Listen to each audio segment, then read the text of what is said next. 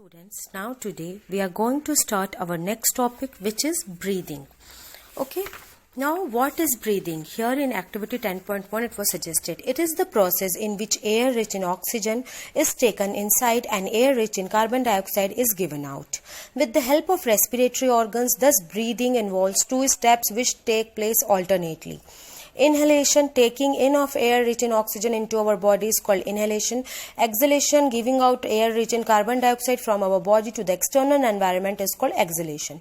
This activity must be performed under the supervision of your teacher or parent. Close your nostrils and mouth tightly and look at a watch. Note down the time for which you could hold your breath. We will soon start feeling uneasy and cannot hold our breath for even 1 minute. Okay. Breathing rate. The number of times a person breathes in a minute is termed as breathing rate. An adult human being can inhale and exhale 15 to 18 times in a minute. It is the average breathing rate of an adult human being. The breathing rate of a person is not always constant. It changes according to the oxygen requirement of the body.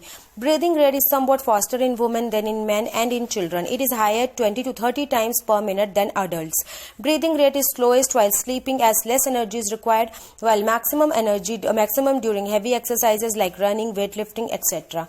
Much energy is required. Increased breathing rate provides a greater amount of air entry into the lungs. Hence, blood can absorb oxygen at a faster rate. Faster breathing supplies more oxygen to the body cell for producing more energy required for heavy exercises.